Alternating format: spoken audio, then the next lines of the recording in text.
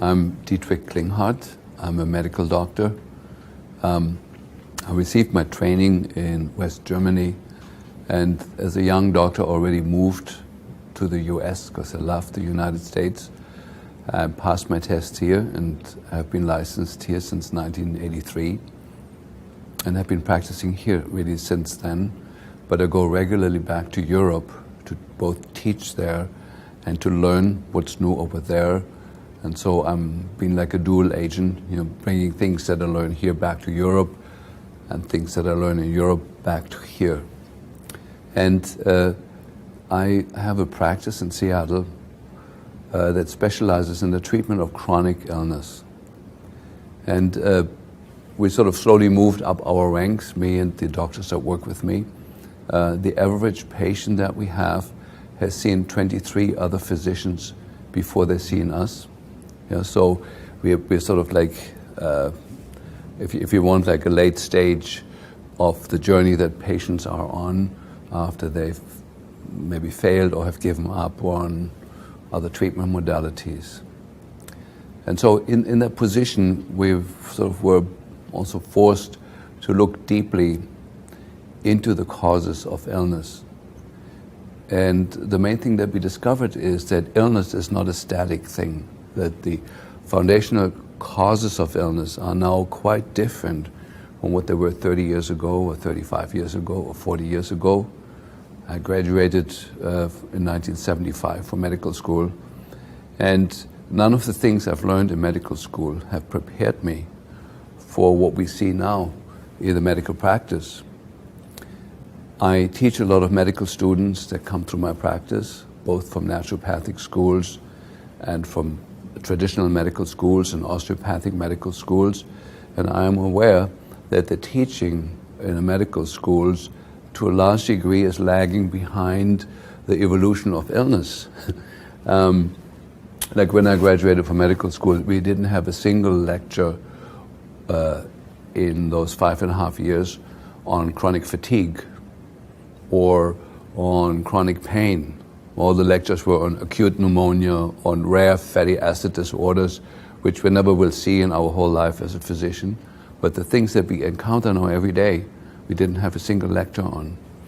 And unfortunately, that hasn't changed very much since then. So I want to just, from the beginning, kind of say from a medical perspective, there's kind of two kinds of illnesses.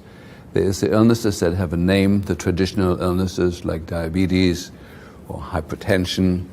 There is fractures, and there's appendicitis. And then there is the much larger amount of illnesses that really go without a name, where the people feel they have lost their zest, they lost their enthusiasm, they lost their sex drive, they lost their joy, they don't dance anymore, they don't sing anymore. They're still living, but they're living sort of like a half-life.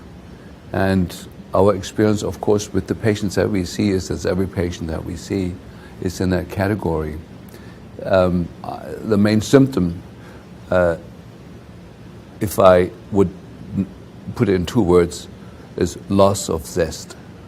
So it's not that people are suicidal, they just have lost the vibrancy of life, the color, the smells, the excitement, the sensuality of it.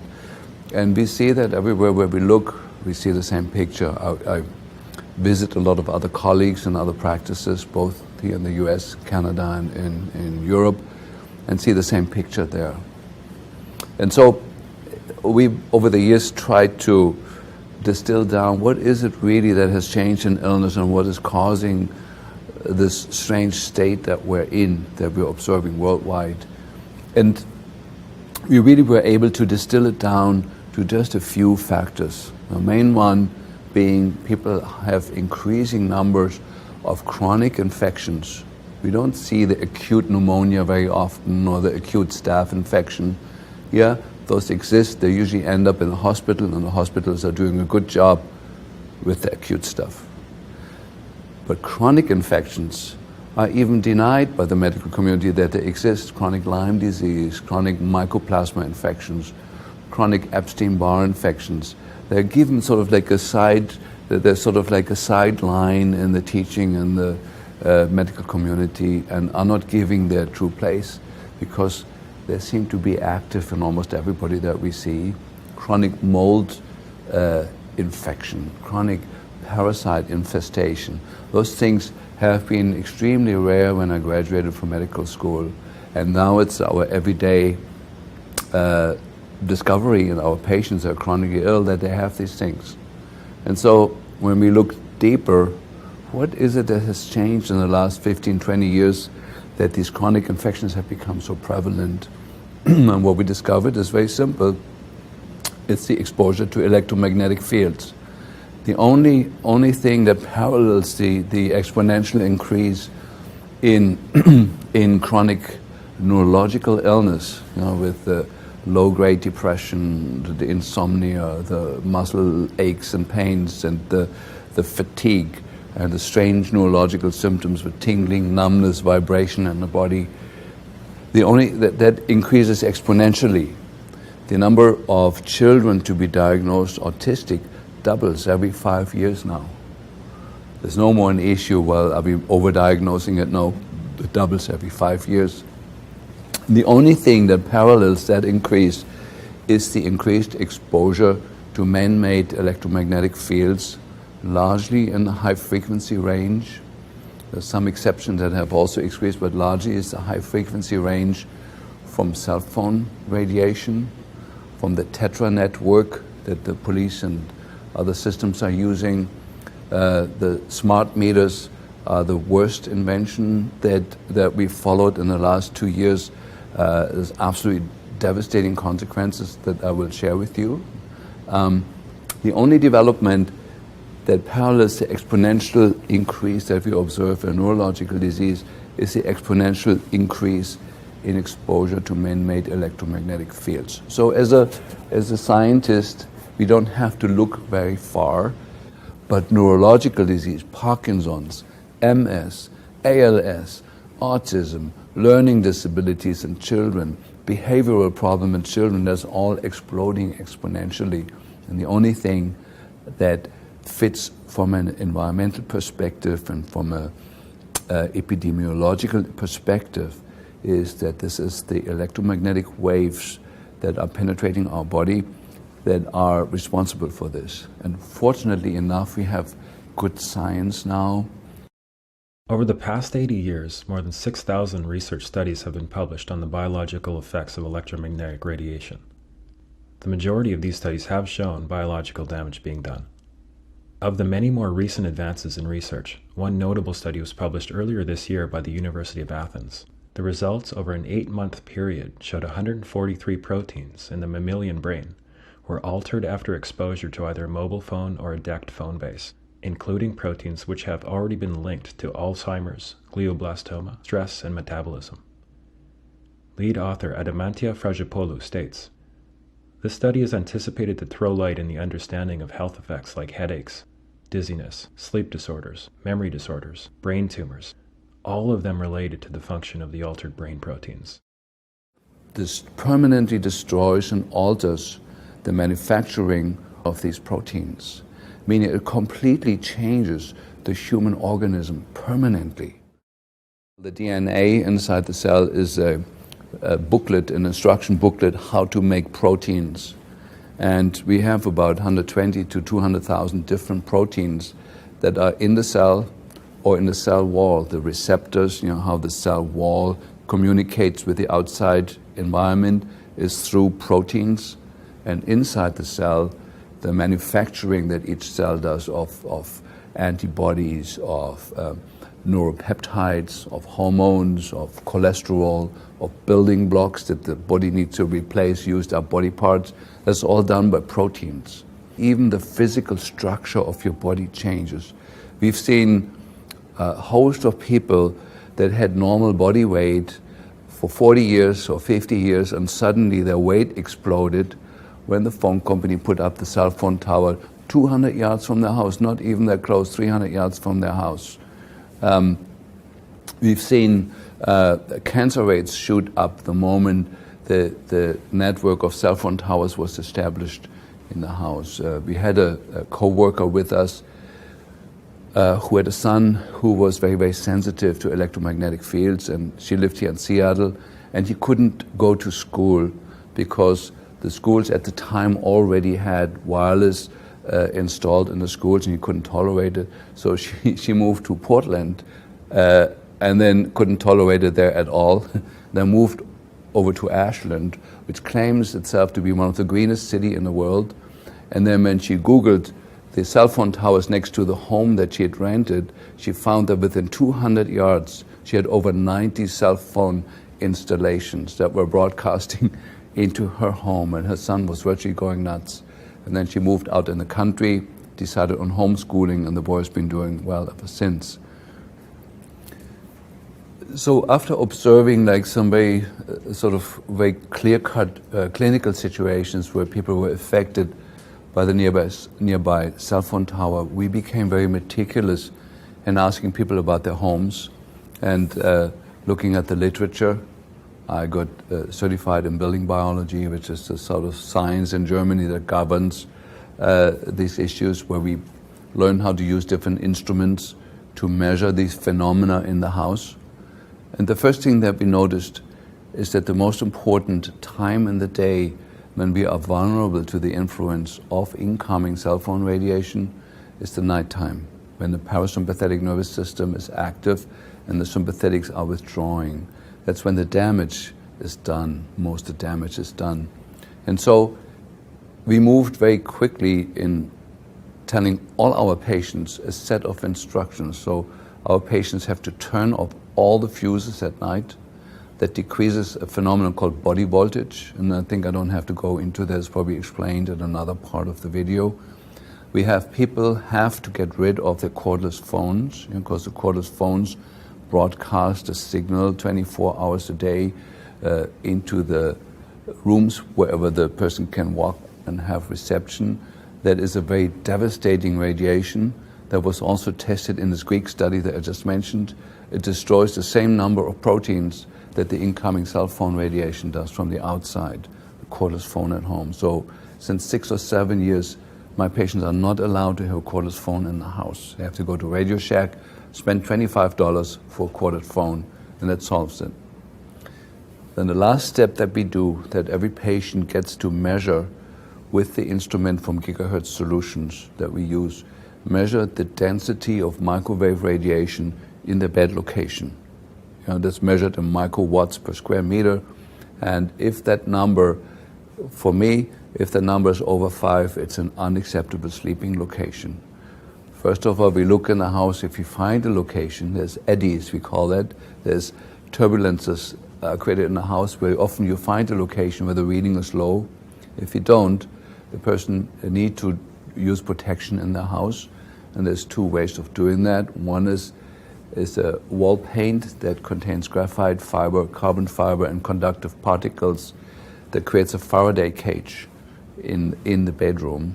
It's a pitch black paint that's put over other paint, and over that you can paint normal paint, and then that paint itself has to be grounded with a wire into the earth.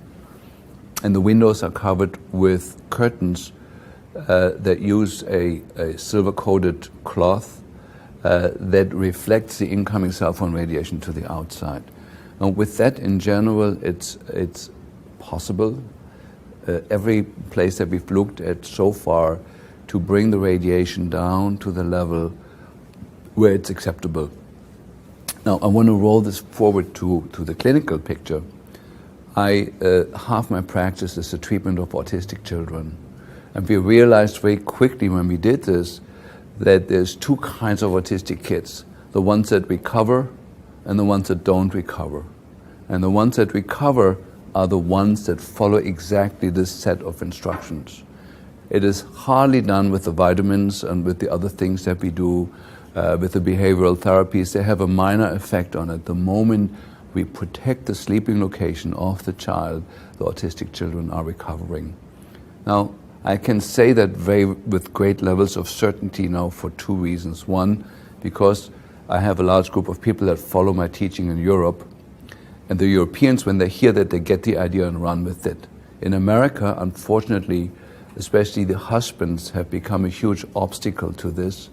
most American men never had more than 1 year of physics in school and simply do not have the understanding, but they have strong opinions without ever having understood physics. They have strong opinions about it, that this possibly cannot be true, because if it would be true and dangerous, the government would have done something.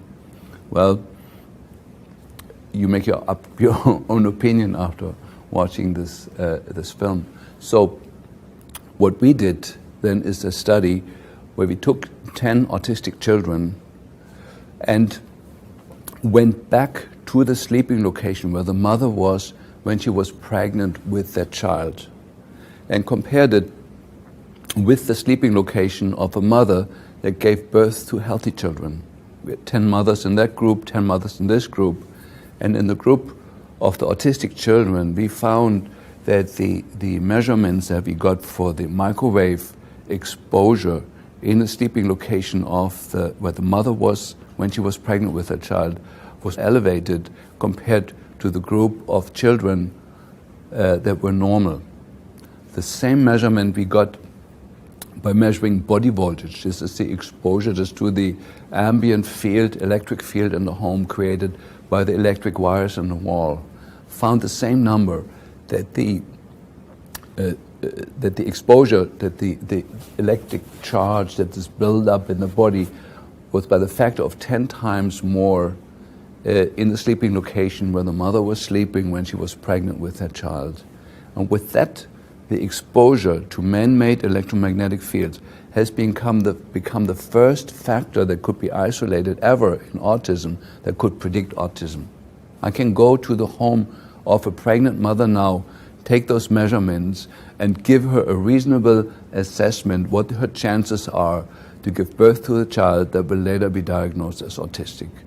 Now, as you can imagine, I was not able to publish the study. Nobody was interested.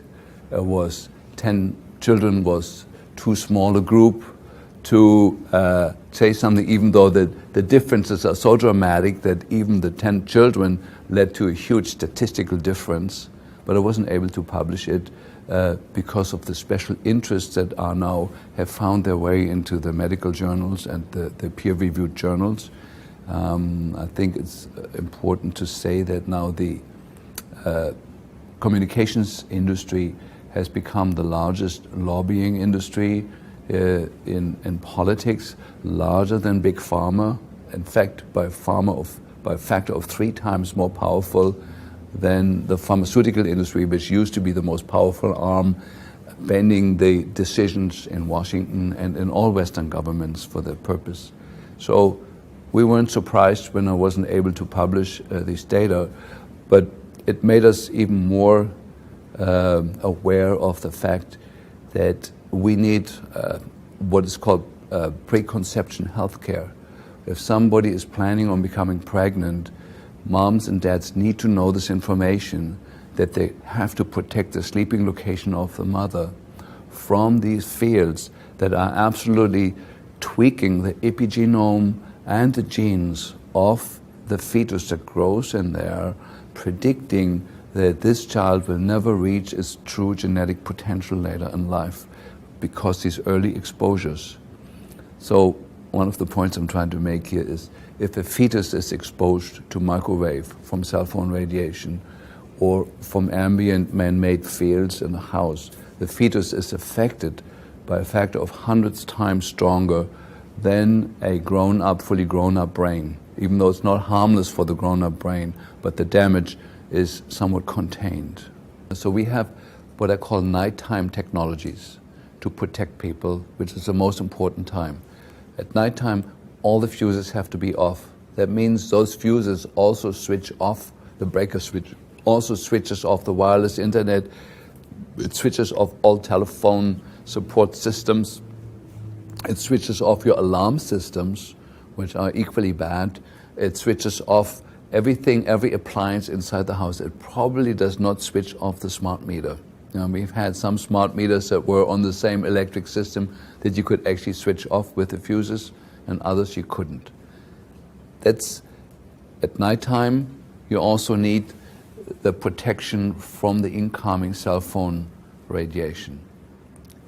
And For my patients, we do the earthing pad, where we carefully test out where we earthing it, where we grounding the wire that comes off that. So that's the most important part for the nighttime. Now then there is daytime technologies. Admittedly, at daytime, most people need the electric system on. So the first thing that we do, we use the Stetzer filters, which have been shown to be effective biologically, that there is less biological stress in the people that are in a room that has the Stetzer filters in the outlets. You know, Stetzer filters reduce the dirty electricity. I know Graham Stetzer has gotten a lot of opposition from that, but Mark de Havas, professor in Canada, has shown very clearly that the Stetzer filter reduce the biological damage that the fields are doing to us. Now, during the daytime, it is not allowed to have cordless phones in the house. That frequency, just to kind of make that point maybe clearer, a German mathematician has calculated the energy delivery. When you have 2 rooms over, you have the little base station for the cordless phone with a little antenna, and you go in the bedroom 2 rooms away. The field strength that you're getting when you're sleeping there is equivalent as if you had a 737 Boeing jet engine running at full speed next to your pillow next to you. The sound and the energetics of it are the same as if you have a silent, quiet, cordless phone in the kitchen. It's absolutely destructive to the human health, and probably amongst all the things that we're discussing, the smart meter is number 1 now in terms of devastation to our system, but the cordless phone is number 2. It's worse than the incoming cell phone tower radiation. And so daytime technology, people are not allowed to have wireless internet in the house. It is a huge source of electropollution and of high frequency fields. They're not allowed to have a cordless phone. We paying careful attention now to the energy saving light bulbs. They also give off high frequency radiation that's devastating to the health. So my patients have to go back to use the traditional incandescent light bulbs, which are now available on the internet as heat lamps. But they're the same light bulbs, they just become instantly more expensive because they're now a rare item. Or they have to pay more money and get LED lights into the house. But as a daytime technology, the new energy-saving light bulbs, the compact fluorescent lights, are a completely unacceptable technology. It gives off both high-frequency wavelengths that are devastating to the brain, plus it's mercury vapor-based, and the frequency of mercury piggybacks on the light and makes people toxic and mobilizes toxins in the body that are then swishing around, finding, the body stores mercury and other toxins in places where it causes the least damage. The compact fluorescents stir that up. The mercury gets displaced now into the brain, into the spinal cord, into the hormone-producing glands, and it's devastating. So daytime technology, no wireless inside the house, go back to broadband. No cordless phones, go back to corded phones. Or there is one type of phone that you can buy that is innocent. It's just much more expensive. And no compact fluorescent lights in the house. That's a good start for most people.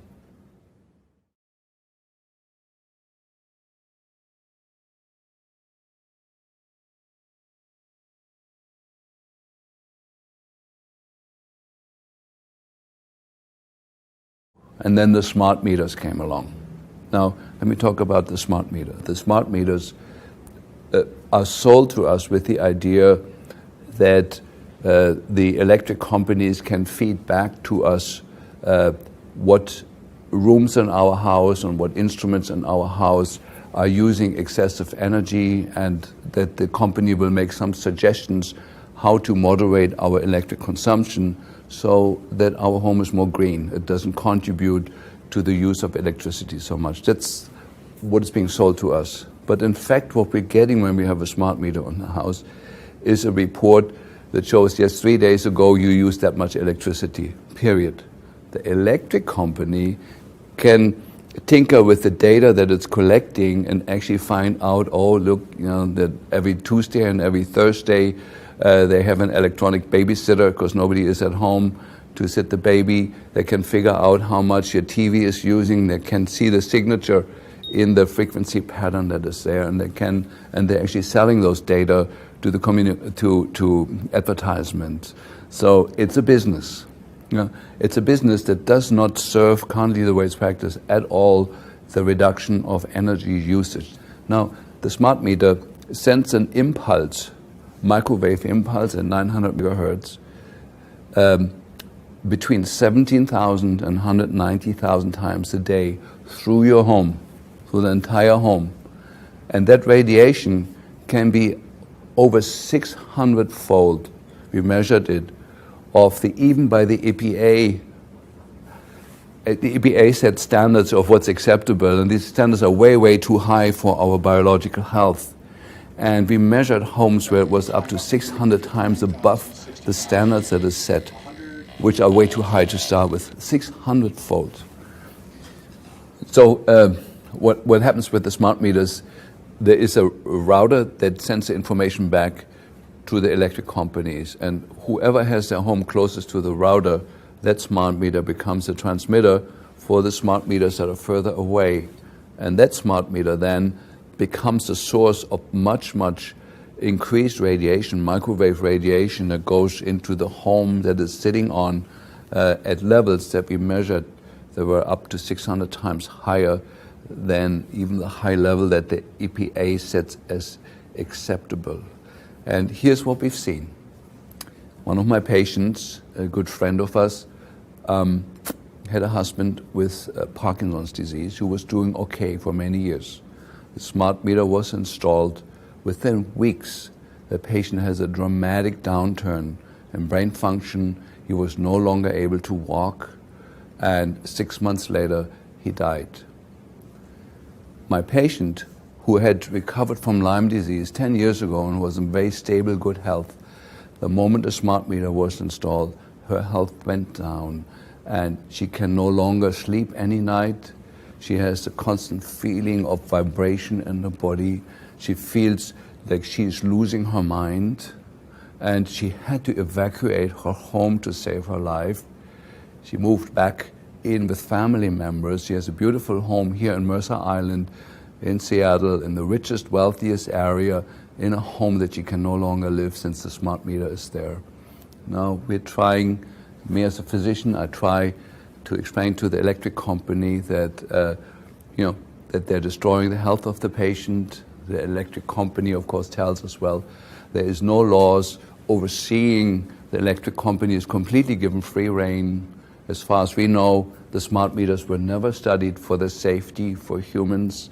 It's a technology done by private companies. These electric companies are private companies that have the right to install this on your house, destroy your health, and there's no accountability at all for it. So this is just one case. We have many cases where children had recovered from their learning disability, from their autism, from their asthma. Brain cancers had healed. They were non-detectable. The smart meter was installed. Within 6 months, the brain cancer is back. That was considered healed. The seizure disorder was back. The autism was back. Or children, usually the regressive form of autism, children are born normally. After the third or fifth or sixth vaccination, when they're 18 months old, suddenly they have the downturn where they lose what they've gained. They lose their language, they lose eye contact, and they're bad. You don't see that with 8-year-olds, but we do. Children were completely normal, 8-year-old, in school, everything's good. Suddenly the child turns autistic, loses everything it's gained, including the language. An 8-year-old, where we find out the smart meter was installed by the house. So this technology is for a lot of people absolutely devastating. We do not know yet whether it's affecting everybody. Just some people notice it and other people just die quietly. There is this myth of electrosensitivity. Electrosensitivity and electroallergy are two different things.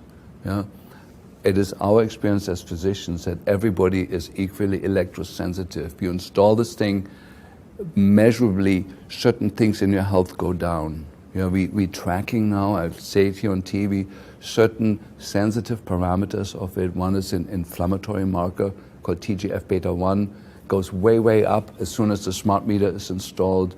The MMP9, that's the metalloproteinases, go way, way up. These are inflammatory markers. The copper level in the serum goes up as a sign of chronic inflammation driven by something that's suddenly there. The hormones go way off. The neurotransmitters go way off. So we have lab tests that we can show. Here's the patient. We monitor him for 10 years before. He was completely normal. The smart meter was installed 6 months later. The patient looks like a dying patient from the lab work. And we find those changes even in people that say, well, my wife is sick since the smart meter's in there, but I'm totally healthy. But we look at the lab work, it looks just as bad. So some people have an awareness of health and goodness in them, and other people don't.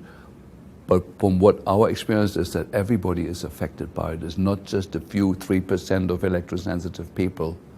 And so I think I like to make that point here very clear.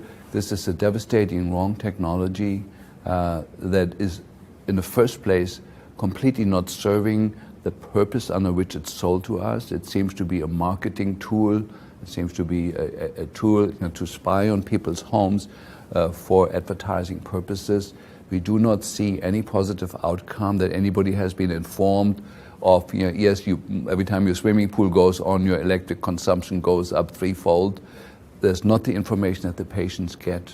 They just get the general, yes, on Friday you use that much electricity, that's all you can get, but it doesn't give you any of the detail you need to actually be constructive to reduce your electric consumption. It's not serving that purpose, but it is destroying the health of a lot of people. And of course, for me, the main people that are affected by it is the children, and amongst the children, the unborn children and the fetus. The womb concentrates electromagnetic radiation multiple fold above what is measured on the outside of the woman's body. It concentrates the information, the concentration of microwave per square meter of the measurement that we do is concentrated on the inside of the womb. The studies are out on this, and it's devastating what's coming up towards us. So what's the solution? I give you a few things that people have tried. So one is the legal letter that is passed around on the internet that we've tried with the electric companies. There was one positive response where it was deinstalled, several failures. We tried to shield the smart meter towards the house, that we put lead lining against the house wall, between the wall of the house and the smart meter, to deflect it from the house. Usually the consequence is that within a few weeks the electric company says, listen, we're not getting proper readings on your house, we need you to come and look up what's wrong. So there's then a game of hide and seek, where you remove the protection before they come, if you know when they're coming, and then you put it back on. My friends in Germany have found a $20 solution to it, since the smart meter is usually installed outside the home. My German friends have used what I call the German method. They bought a big axe and smashed the thing. Because it's on the outside of the house, nobody can prove that it was somebody who lives in the house, and people say, we're terribly sorry, but somebody's doing this, and then as soon as it's reinstalled, they do it again. And the golden rule over there is with the electric companies, if it's done 3 times, they go back to the old system, to not lose the information or the money.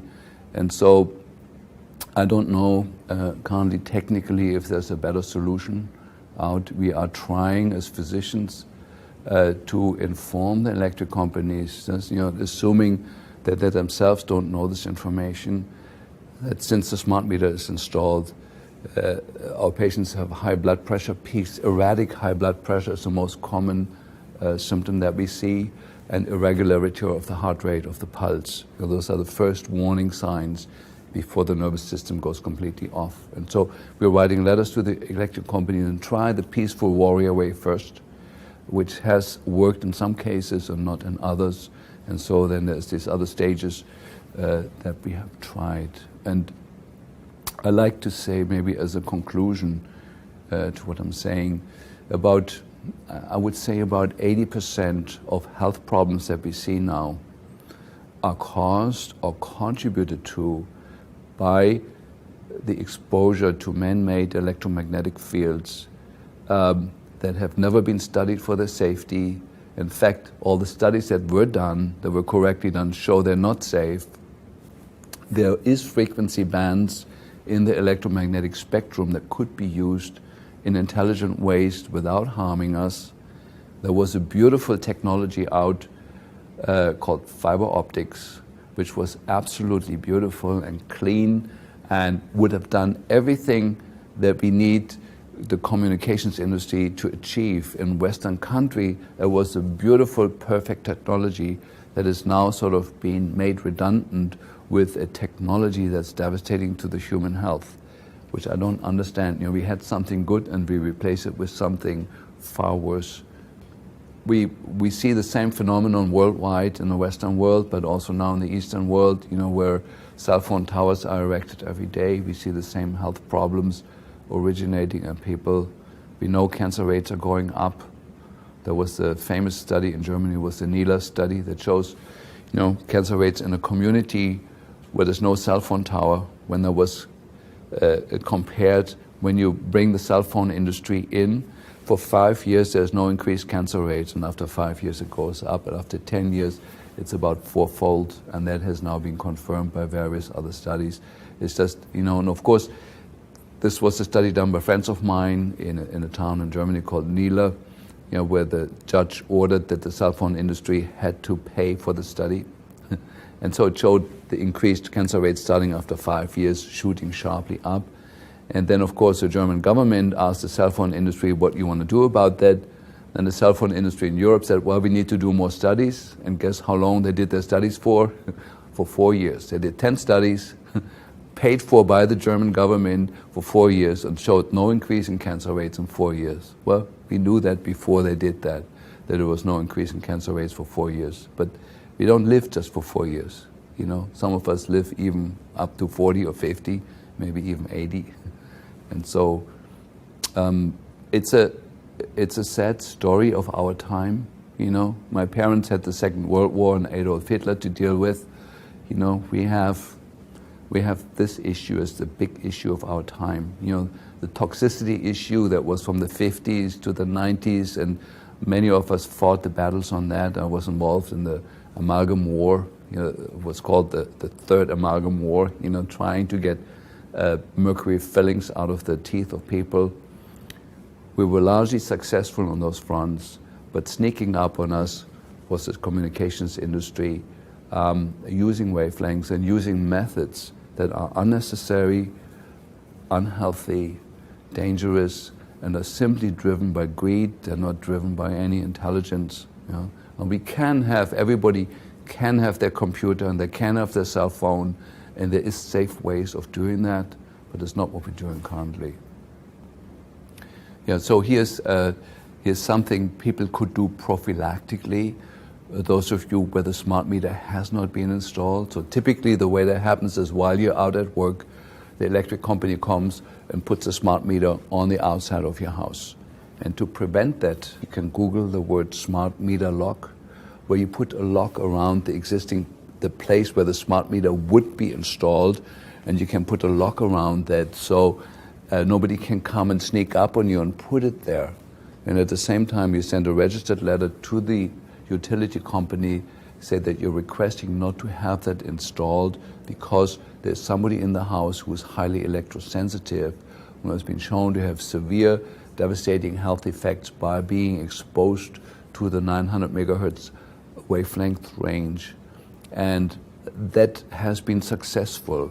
The individual differences of people being highly electrosensitive towards, on the other end of the spectrum, people that are less sensitive, is explained by the antenna function of the human body.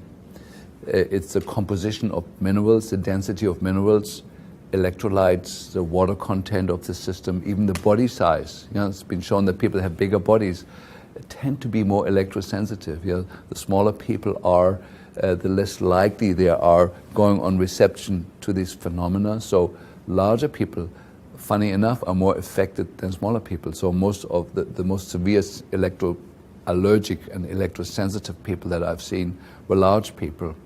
And so the primary strategy for us has been for the last 20 years to move people out of that, to detox them for heavy metals, to reduce the amount of mercury, lead, nickel, cadmium that's in the bone marrow and in the fascial membranes and in the connective tissue, to remove as much of that as possible.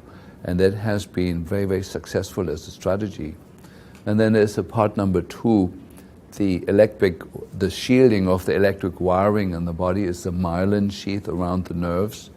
And that is greatly, greatly diminished in chronic infections, especially in Lyme disease. You know, there is the surface of the Lyme spirochetes has the same surface markers as the myelin. And so when the immune system looks for the Lyme spirochetes, it also attacks your own myelin and nibbles away on it. And so the insulation wears thin in the chronic Lyme patients are the same as electrosensitive people. So if somebody watches this video and you're highly electrosensitive, please have yourself be checked out for Lyme disease. You know, most likely you are positive. The treatment is to first treat the chronic infection successfully, but then it's to rebuild the myelin. It's the second step that needs to be done by giving people, you know, amino acid IVs, and there's a whole host of other strategies that goes beyond this video to rebuild the myelin, to rebuild the insulation that you naturally have. You know? So it's a three-step protocol: detox the metals, to reduce the antenna function, to increase the insulation, which is a two-step process by treating chronic infections, and then by repairing the myelin. You know? And that has been our strategy.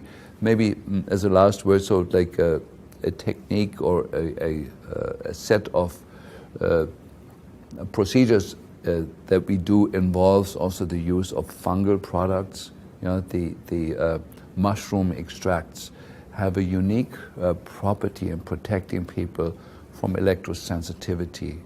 And why that is, we don't know exactly, but we do know that mushrooms thrive in electrically polluted environments, and that was the key for me to figure out, well, how about if we use extracts of those same mushrooms and give them to people? And it's found to be a very, very successful strategy. You know, maitake, shiitake, all the well-known healing mushrooms have a unique place in creating some increased ability to tolerate electromagnetic fields in people.